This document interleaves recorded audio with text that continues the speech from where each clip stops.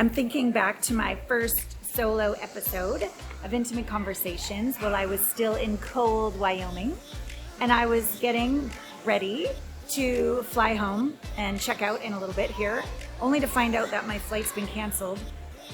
Darn. Because it's supposed to be -17 tomorrow in Wyoming, and it's not here. So it's amazing how, like, one can stress, or one can just go with the flow. And within 15 minutes, everything worked itself out. And it reminds me that whenever, quote unquote, things go wrong, how can we turn the very worst into the very best? How can we turn a change of plans into, how does it get even better than this? Like, I wonder what adventure is waiting for me and who I'm meant to meet today. So as we go into this first episode of our new season, season 11, Intimate Conversations, Soul Medicine, it's inspired by the deep gratitude I have for life's journey and how it all unfolds, with the beauty of using psychedelic medicine in a way that I've never done before. I've done journeys for 20, 25 years, but never this way, where I surrender to the body's knowing. I overuse my mind, or I have a very, very brave heart and I can handle anything, like bring it life. But I haven't surrendered to the communion, the partnership, the wisdom, and the knowing of my sweet body. And that is what the beginning of this journey for this month of March will be for you, as we explore trauma and the resolution of it through our beautiful bodies.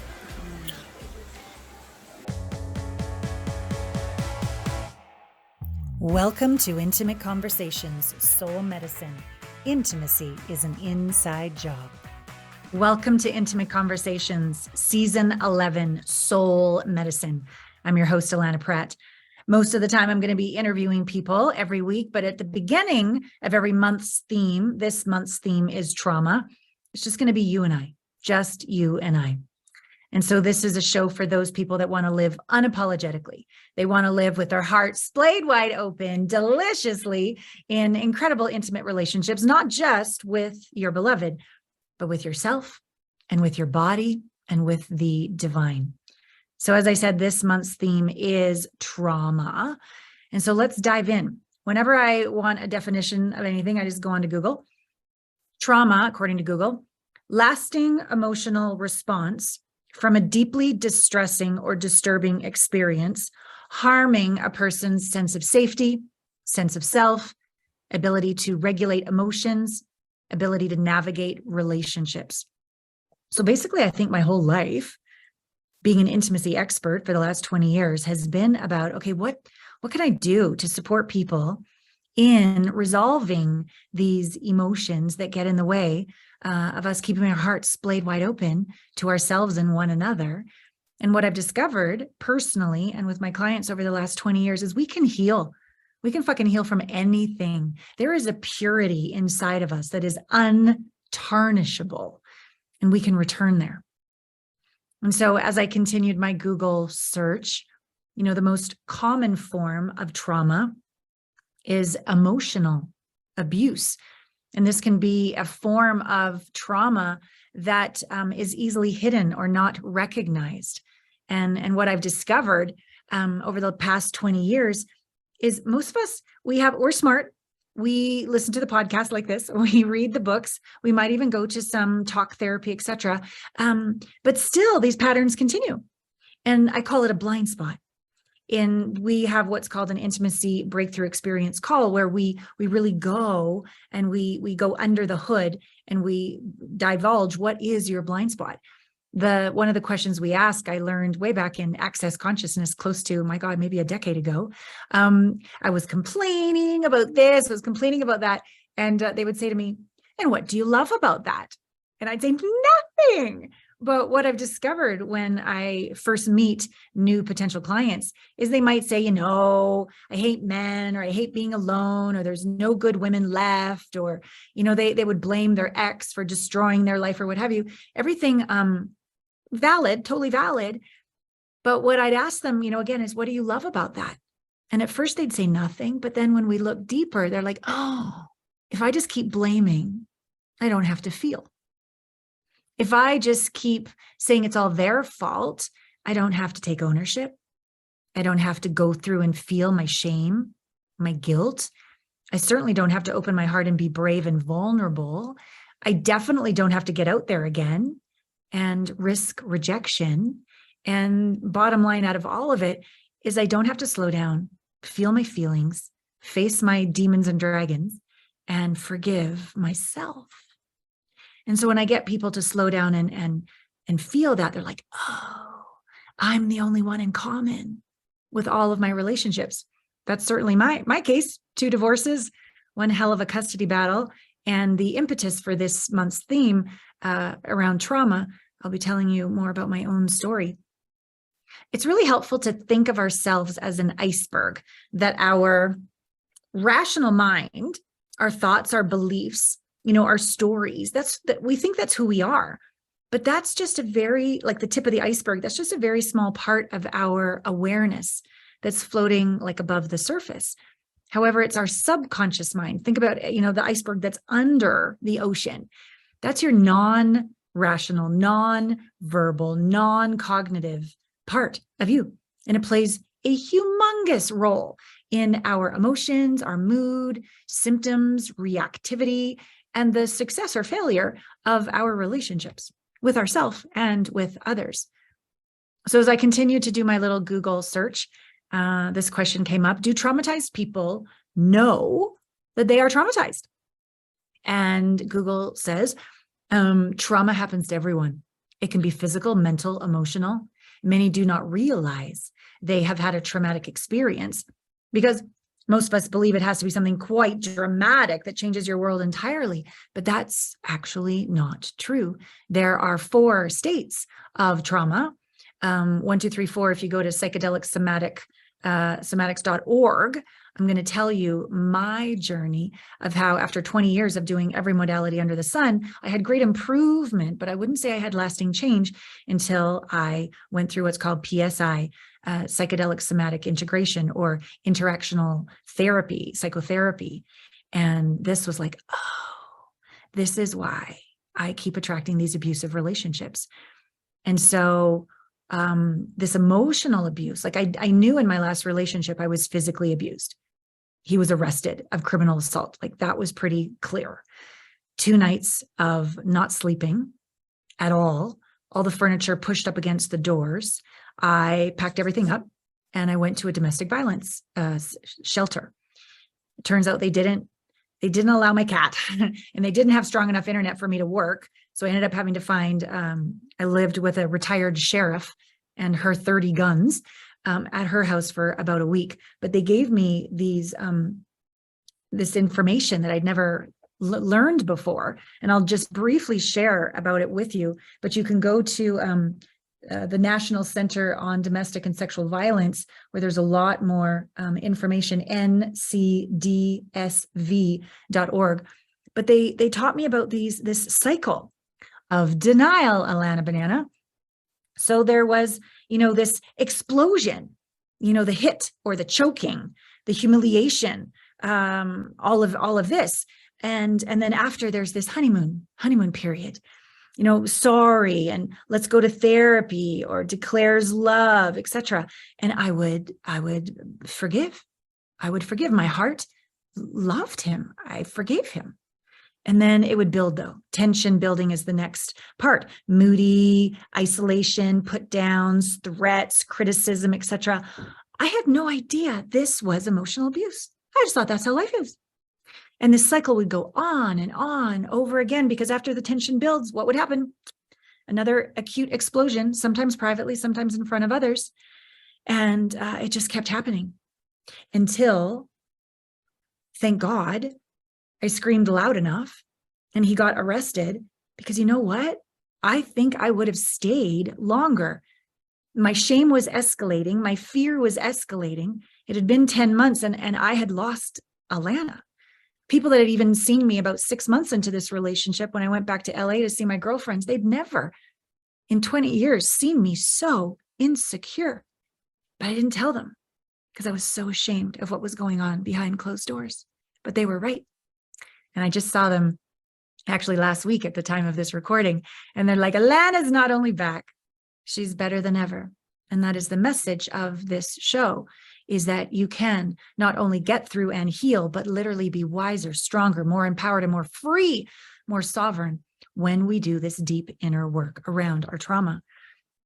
There's another thing called the power and control wheel. And it says that a lot of times physical and sexual assaults or threats to commit them, these are the most apparent forms of domestic violence.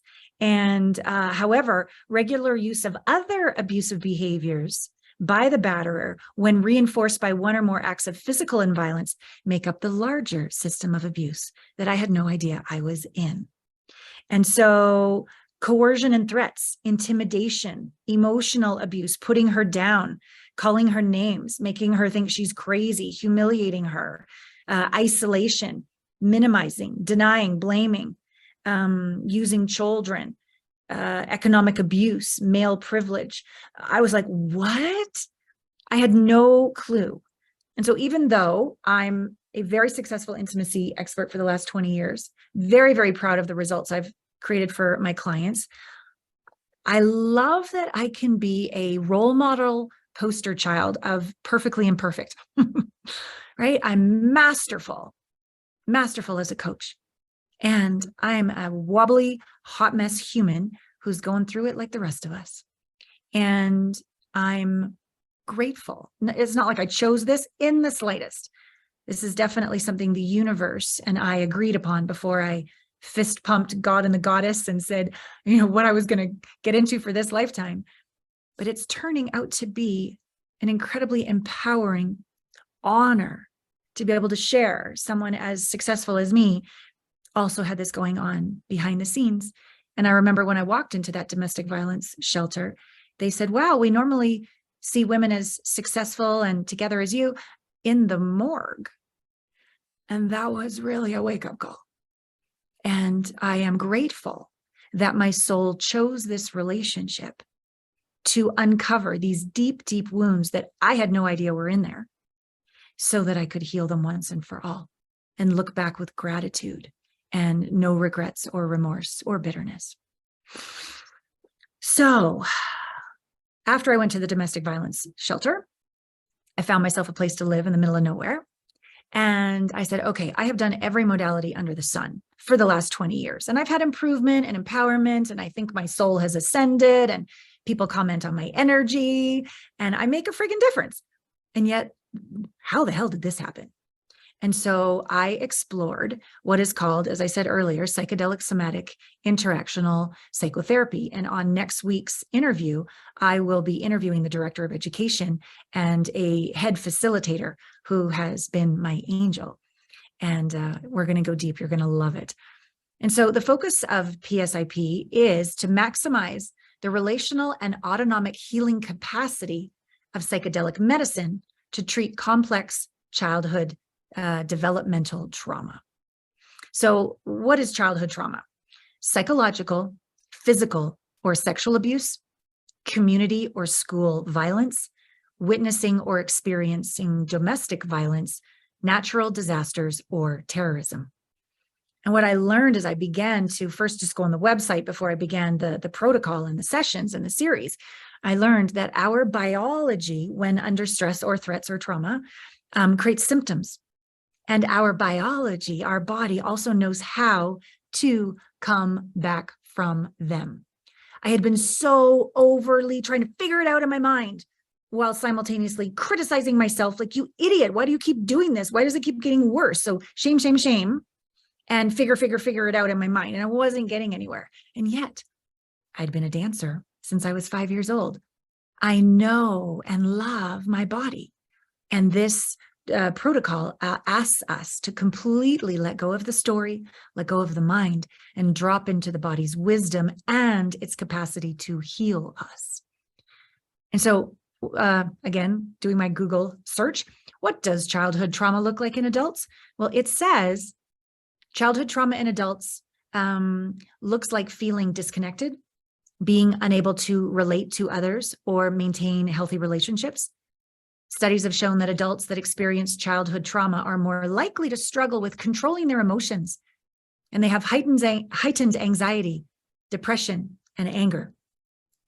And I would say all of the personal growth work I've done for 20 years, I've done a pretty good job of handling all that stuff. Because what does childhood trauma look like in an adult? It also looks like me.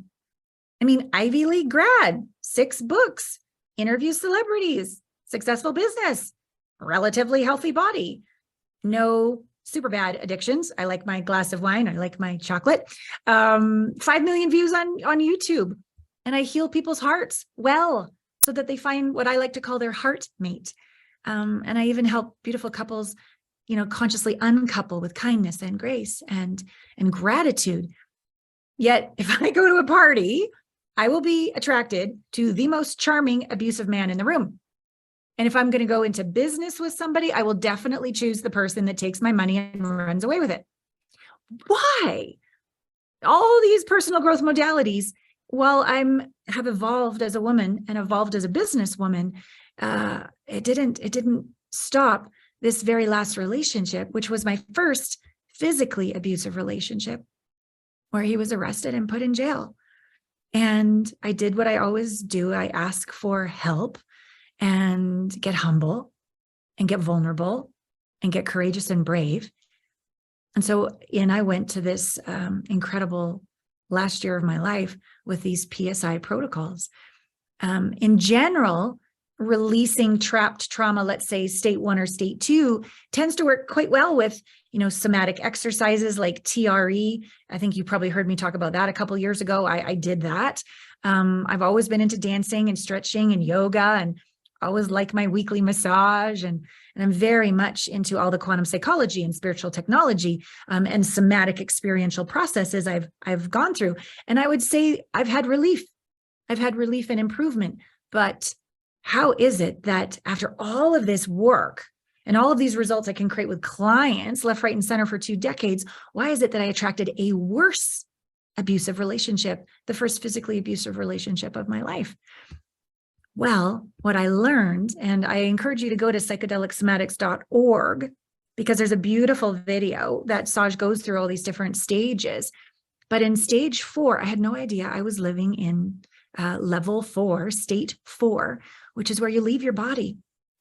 So you feel numb, not a lot of emotion, not a lot of body sensations, and you're just sort of checked out and gone. And that's where I lived with a happy face, hypervigilantly making sure I would be safe, hypervigilantly looking for the next abuser to master surviving. I survived this level of abuser. Let's master that. Let's get to the next level of abuser. It just keeps hypervigilantly looping. That's the only thing I would see. It just wouldn't shut off. I was looping in level 4 with no idea that I was living there. None. And through these protocols, and you can go onto the site and go deeper into what each state is like. But my personal experience of what that's like is when you're cold, you're friggin' cold because you're not in your body and you're way the hell out there. And it feels kind of like a respite. It feels kind of like this calm in the chaos. So it could even be, to me anyways, kind of happy. But it was fake happy because I was way the hell out having oneness with the universe, disassociated way out to tier 3. Because if I came anywhere near my body, it would be hell. I didn't know I was doing this. I was like PhD in people pleaser, anything to calm down angry people. That was my jam. And so as I go through this experience, and I would come back into my body through allowance of the disassociation, as I came back into my body, so fucking nauseous, trying to stomach, digest, be in my body of all the crapola that had occurred. And in this, it was very suicidal. It was very hopeless. It was, what is the point? It's been this bad. I couldn't get away. There is no getting away. It's just such hopeless, horrendous thoughts that as long as I left my body and I stayed in level 4 and I just kept being hypervigilant, I didn't have to feel. So as the protocol continued with the psychedelic medicines, allow the hopelessness, don't fix it. And the practitioners, the witnesses are so wonderful because they just say, take me there. Take me with you. I'm right here. So you're not alone. And it too will pass, just like the disassociation. If you allow it, it'll pass into the nauseous. What's the point? And if you allow that, which all the work that I do with intimacy, having that connection with little you on the inside, saying, hey, if you're sad, I'm not going to try to fix you or change you. I'll be with you. Hey, if we're rejected, I won't reject you. Hey, if nobody appreciates you, I do. This intimate relationship that I've been practicing for 20 years, staying connected with myself. When I went through those really awful, hopeless moments, and my witness was staying connected to me, I was learning again to apply my skills of intimacy that my beautiful clients have learned, staying connected to little you. I could stay connected with that little me and say, okay, this is awful, but I'm going to breathe with you. I'm going to stay with you. And then it would go down to level or state 2, which, my God, I was told way back when the traumas occurred, be quiet. Don't move. You made me do this. You like it. All sorts of fucked up shit. So I'm back in level 2 and my body wants to kick, push away. That was what I was never allowed to do in real life, thank God, because it probably kept me alive. But here I am in this process as a 53-year-old adult, letting my body push back, letting my voice speak up, letting myself have ugly, ugly sobs and cries, letting myself feel all of these feelings, even the terror, even the panic, whatever it was. Again, allow, allow, allow. And this beautiful practitioner, I've worked with 2 beautiful practitioners, a woman and a man, and they've been wonderful in that masculine and feminine energy of holding space, of witnessing and being there through it all. And so to allow, not 9 out of 10, what we resist persists, right? But to allow 10 out of 10, these feelings, which thank God is what I've been practicing for 20 years with my Alana Pratt method processes. It's allowance of all, judgment of nothing, feeling it at a 10 out of 10 every time. So thank goodness I've had this practice, and also being a dancer for, well, since I was 5, I know what it's like to do the steps properly. Vogue, right? Madonna. I know how to do that, or ballet. But what I've really been drawn to in the last, 20 years of dancing is just surrendering to the energy, having its way with me, letting the energy move my body. So as I was going through this protocol, I would allow my body to do and show me what happened, show me the abuse that happened. And I was witnessing my body recapitulate the abuse all the way back to what they call still point 0.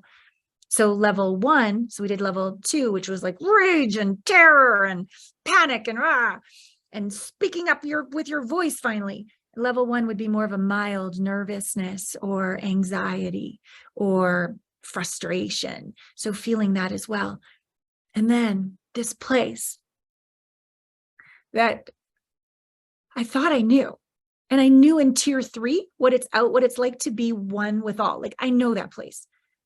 I've done, illumination intensives for 5 days where all you do is sit in dyad, ask, tell me who you are. Like, I know my true nature. I know I am spirit. Like, I know it. And I've done ayahuasca journeys. I've been way out there. Like, I know who I am. But in my body, nope, just when I left my body. And so this experience, I'm going to say for the first time in my life, the stillness, they call it still point, where there's that well-being, that sense of wholeness and home, that sense of knowing what I am, but not just that, feeling what and who I am. I touched. Oh my God. A gift that is beyond calculation. Priceless. I'm so grateful to my practitioners, Annie and Matthew, who helped me get there. I'm so grateful that they said, this is a big deal you're going to go through. I completely underestimated it, but they said it would be a really good idea if you go to the chiropractor. I'm like, I do. Get massages. I do.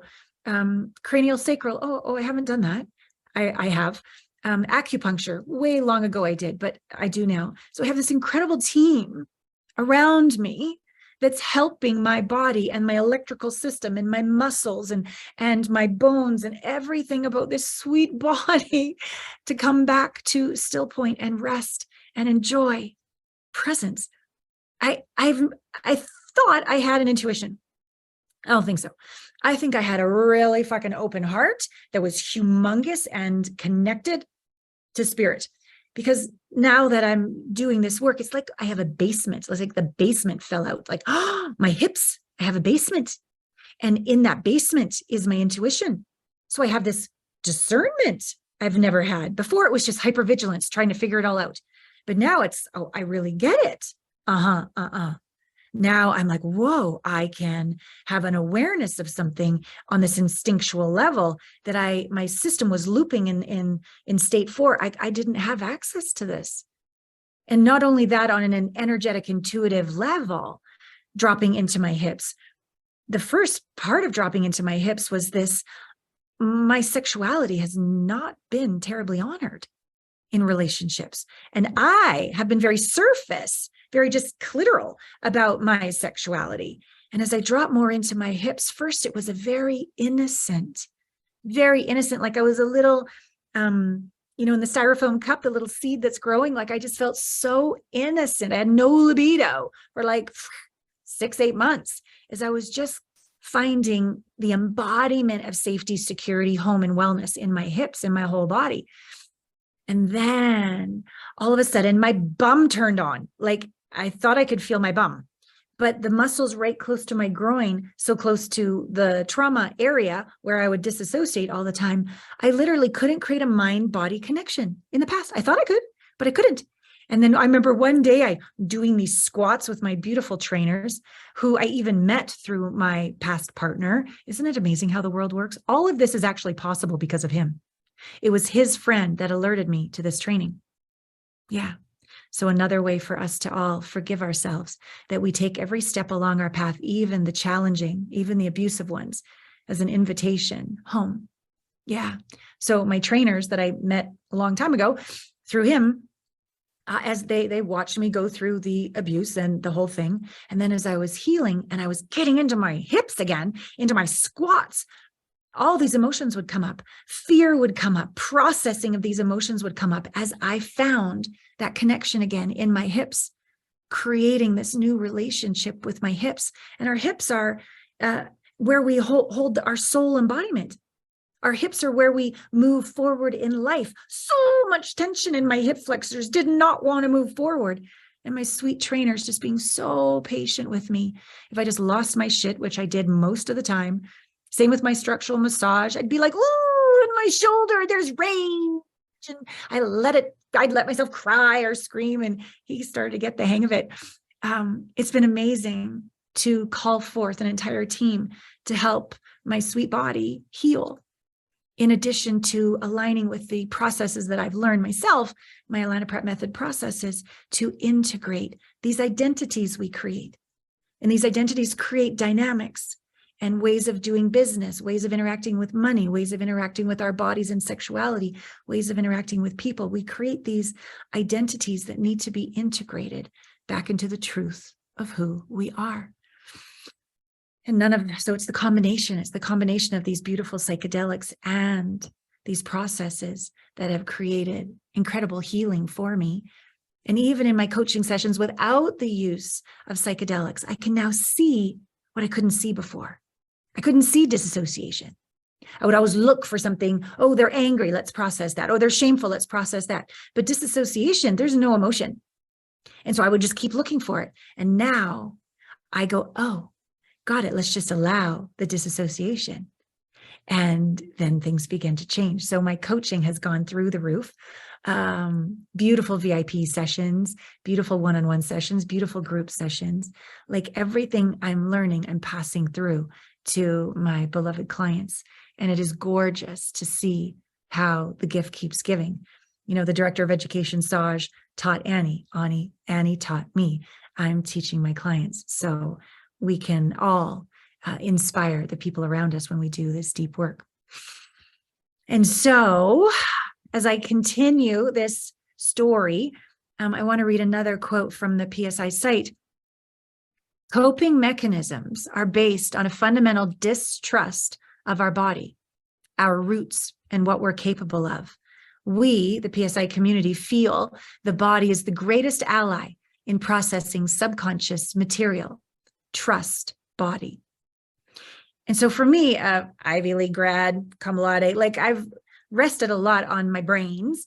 And when I'm scared, I leave my heart, I close my heart, leave my body, and I go into my brain to try to figure it out. But that's not the way. I'm proud of my accomplishments, for sure. I'm proud of my intelligence. And yet I had deeply underestimated and under-honored the wisdom, the power of my body.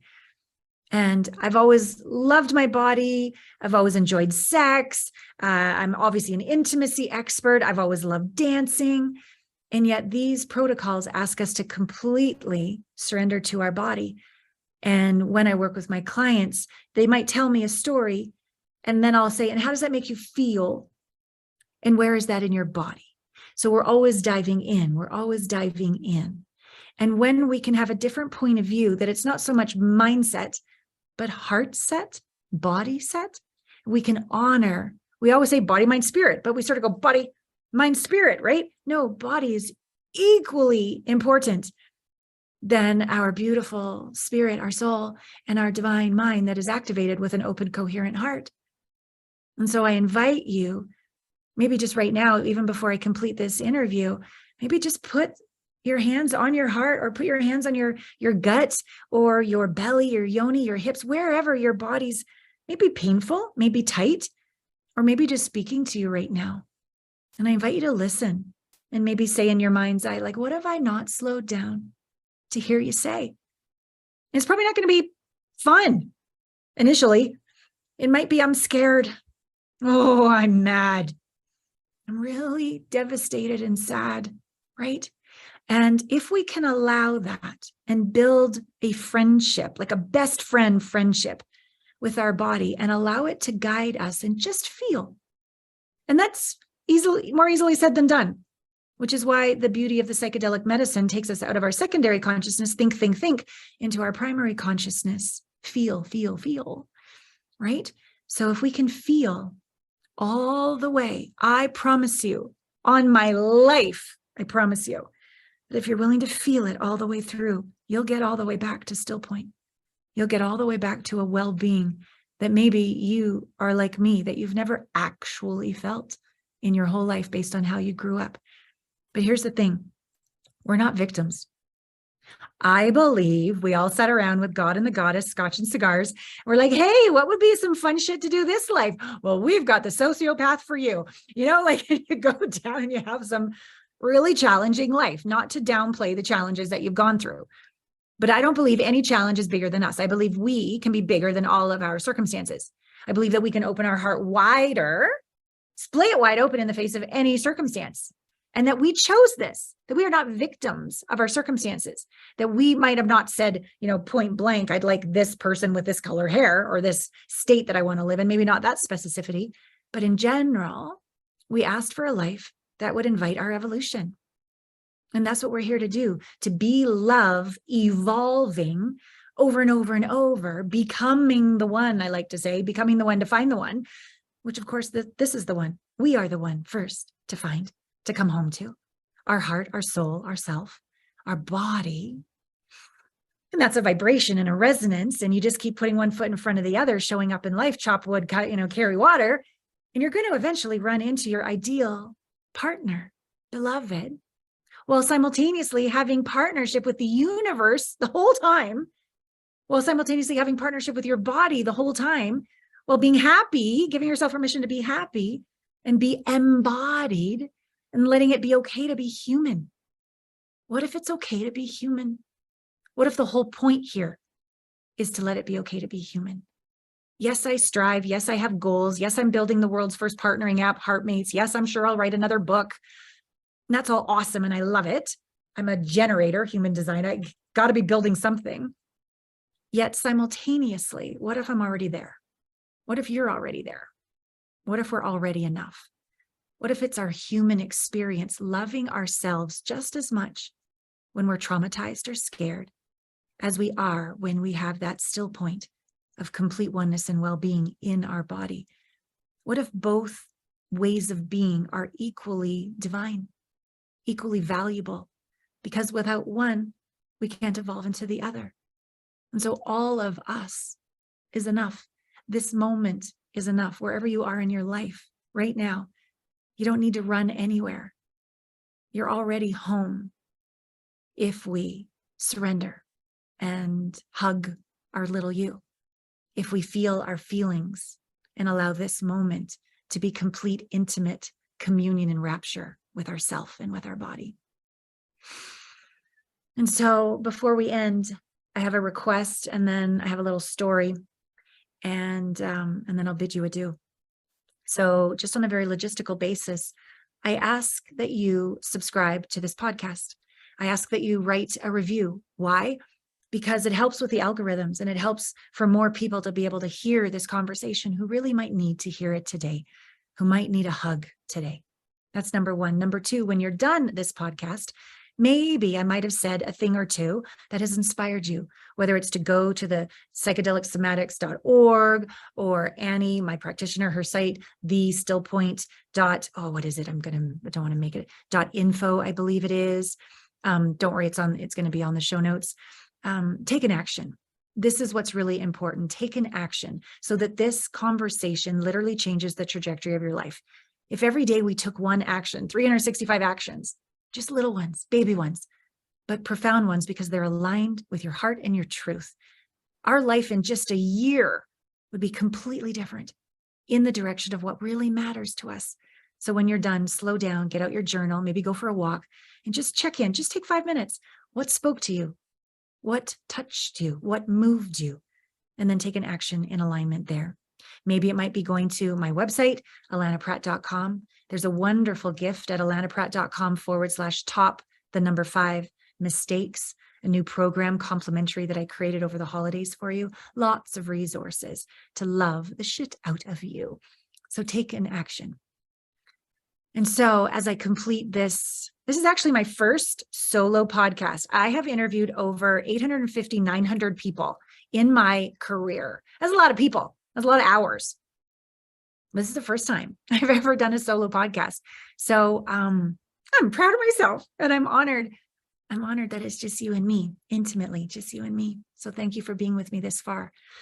So I complete with the story of, so there was the assault, the domestic violence shelter, and then I move into this Airbnb in the middle of nowhere. But I had to go back to the town where my stuff was, at his house. And there was this, and I went and had a friend come with me, and it was not easy, but I was brave. But that's not the point of the story. The point of the story is there was a store that he had actually recommended I go to. He knew I would love it, and he was right. And this necklace that I'm wearing was at that store, but I never bought it for myself before. This is for a woman. The men ones cover their whole chest, and the female ones are more up in the neck area. And I went in and I bought it as a symbol of, I'm going to open my heart in the face of anything. I will keep looking until I have gratitude for this situation. And I will have a symbol of my glory as I continue to evolve as a goddess. And I bought this necklace. Fast forward to, I think it was my third PSI series journey. And this time I was with the gentleman, Matthew. And I was going through the bodily integration of all of that physical abuse and terror and shaming and humiliation. And I was determined to allow it, feel it all the way home to Still Point so that I could integrate the wisdom of what happened and not repeat the same issue of that looping hypervigilance ever again. And at the end, I had this image, and it was me he had a house on a lot of land. It was me on that land wearing this necklace, buck naked, sunrise, arms stretched out in the victory stance, knowing that I am unquestionably, gratefully better because of all of this. And that's actually what inspired us for season 11, to call it Soul Medicine, and to begin month 1, diving right deep into my vulnerable, transparent, honest, raw, grateful truth to inspire you. There's a lot of very intelligent, successful people out there with things going on behind the scenes that are shameful, and there need not be any more hiding. I'm here to support you all the way through. I'm here to bring other resources to you, like psychedelicsomatics.org, for you to do additional work. There is such more than hope. There is a guarantee of healing when we continue to do this work. There is a place of wholeness and well-being that is what I'm beginning to experience more and more and more. And as I wear this necklace, I am proud of my bravery. I am proud of my willingness to share my vulnerable story. I am proud that I've finally stopped hating myself. Like, why do you keep attracting these abusive men? I get it now. And I've forgiven myself to the core. I've come home to myself in a way that I never knew possible. That feels so good.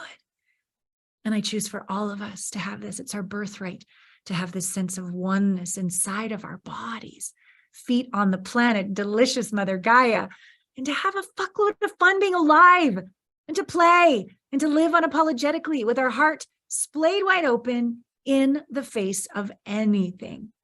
You can do that. That is your birthright.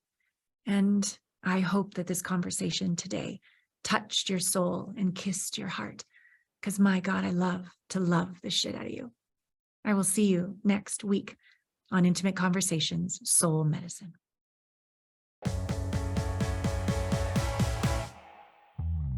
See you next week on Intimate Conversations. Get out there and make love to life. I think I want to live in an orange tree. Don't you? If it wasn't for my double chin, I'd really like to live in an orange tree. I hope you enjoyed that first episode of Intimate Conversations, Season 11, Soul Medicine with me, just you and me. So many times in life I feel safer giving than receiving. With giving, I feel a sense of control. With receiving, I am so clear that everything's uncertain. And it's about worthiness, can I receive? It's about safety on the inside, can I receive? It's about letting go of control, letting go of the outcome, letting go of significance, and just being. So it's a really good exercise for me every single month to drop my walls, soften the front of my body, tell you more stories that are vulnerable, so that there's permission for all of us just to be who we are. So if this is your first time to my world, I'm so glad to meet you. If you've been following me for a while and you're ready to take the next step, there's a few ways.